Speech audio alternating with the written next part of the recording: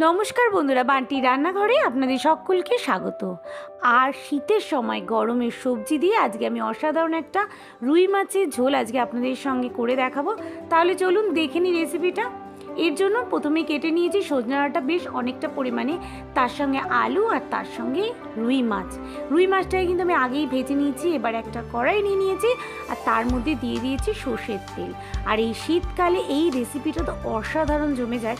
আমরা সাধারণত ফুলকপি খেতে খেতে খুব বোর হয়ে যাই, ফুলকপি বাঁধাকপি খালি কপি আর কপি, কিন্তু এইভাবে যদি শীতকালে একটুখানি গরমের সবজি দিয়ে ঝোল করেন তাহলে যেমন শরীরের জন্য খুব ভালো, আর কপি একঘেয়ে খেতে খেতে যে বোরিং ভাবটা ওটাও কেটে যায়, আর খুবই টেস্টি লাগে এই রেসিপিটা। মানে অসময়ের জিনিসটা যেন আমাদের বেশি ভালো লাগে, আর একঘেয়ে তরকারি থেকেও যেন এটা একটা আলাদা রকমই টেস্ট এনে দেয়। তাহলে চলুন রেসিপিটা দেখে নিই কীভাবে আমি আজকে এই রেসিপিটা করলাম। খুবই হালকা পাতলা আর খুবই সুস্বাদু একটা রেসিপি, সজনে ডাঁটা আলু দিয়ে রুই মাছের ঝোল। প্রথমে তো তেল অল্প গরম করে নিয়েছি, কড়াইয়ের মধ্যে সর্ষের তেল, তার মধ্যে আলুগুলোকে কিন্তু আমি ভেজে নেব। আলুগুলো ভেজে এবারে সজনে ডাঁটাগুলোকে আমি কিন্তু ছাড়িয়ে নিয়েছি ভালো করে। সেই সজনে ডাঁটাগুলো পরিষ্কার করে রাখা সজনে ডাঁটাগুলো দিয়ে দিলাম তেলের মধ্যে। ওটা কিন্তু অবশ্যই একটুখানি হালকা নাড়াচাড়া করব, নাহলে অতিরিক্ত কষা ভাব থাকে, যেটা কিন্তু ঝোলে খুব একটা ভালো লাগে না।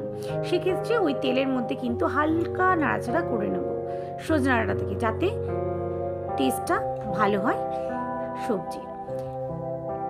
একটু চাপা দিয়ে রাখবো যাতে তাড়াতাড়ি রং ধরে নেয়, তা না হলে কিন্তু অনেক সময় সবজি যখন আমরা কড়াইয়ে তেলের মধ্যে দিই গরম, তখন অতিরিক্ত চারদিকে ছেটকায়। তো সে কারণে আমি কিন্তু একটা সবজি দেওয়ার সঙ্গে সঙ্গে একটু হালকা চাপা দিয়ে দিই, তারপরে কিন্তু একটু পরে সেই তেলটা চটপট করা কমে যায়, তখন কিন্তু ঢাকনাটা খুলে নাড়াচাড়া করতে পারবেন, কোনো অসুবিধা নেই। তো হয়ে গেল কিন্তু আমার সবজিটা ভাজা। ডাঁটাগুলোকে ভেজে নিয়েছি হালকা করে। এরপরে বেঁচে থাকা তেলের মধ্যেই দিয়ে দিলাম কিছুটা সাদা জিরে, একটা তেজপাতা আর একটা শুকনো লঙ্কা ফোড়নে দিয়ে ভালো করে নাড়াচাড়া করে নেব। এরপর বেটে রাখা মশলা ধনে জিরে, অল্প পরিমাণে হাফ চামচ পরিমাণে ধনে, হাফ চামচ জিরে, তার মধ্যে কিছুটা পরিমাণ পেঁয়াজ আর অল্প একটুখানি আদা কিন্তু আমি বেটে রেখেছি, সেই মশলাটাকে ফোড়নের মধ্যে দিয়ে নাড়াচাড়া করব যতক্ষণ না এর থেকে তেল ছেড়ে দিচ্ছে। আর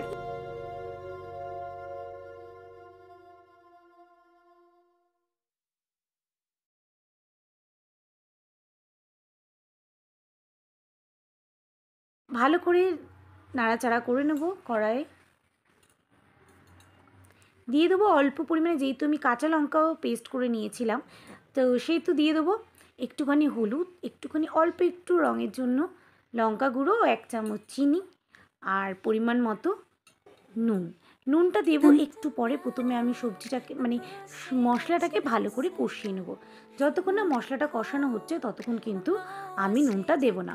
আর এর মধ্যে দিয়ে দিয়েছিলাম আমি একটা ছোট্ট সাইজের টমেটো, কিন্তু আমি বেটে দিয়ে দিয়েছিলাম এই মশলার মধ্যে। এবারে কিন্তু মশলাটাকে কষাবো যতক্ষণ না তেল ছাড়ছে, ততক্ষণ এটাকে কষাবো। অল্প চাপা দেবো আর কষাবো, তাহলে তাড়াতাড়ি কষানো হয়ে যাবে।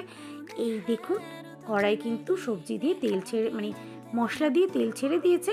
এরপরে দিয়ে দেবো নুন। নুনটাকে দিয়ে কিন্তু ভালো করে নাড়াচাড়া করে নেবো। আরও মশলাটা ভালো করে কিন্তু নাড়াচাড়া করতে হবে, যাতে করে মশলার মধ্যে কোনো রকম কাঁচা গন্ধ না থাকে। মশলা ভাজার একটা সুন্দর গন্ধ এলে কিন্তু আমরা এটাকে যতক্ষণ না আসছে ততক্ষণ কিন্তু এটাকে ভালো করে নাড়াচাড়া করব। মাঝে মাঝে নাড়তে হবে, নাড়ে কিন্তু মশলাটা পুড়ে যেতে পারে, ওই জন্য কিন্তু ভালো করে নাড়াচাড়া করব। মশলাটা কিন্তু আমার কষানো হয়ে গেছে। এরপর ভেজে রাখা মাছ, আলু আর সবজি ডাঁটা দিয়ে কিন্তু মশলাটাকে আমি পুরো সবজি মাছের মধ্যে ভালো করে মাখা মাখা করে নেব। আর এটাকে কিন্তু ভালো করে নাড়াচাড়া করে মশলাটাকে মিশিয়ে দিতে হবে সবজি মাছ আলুর মধ্যে।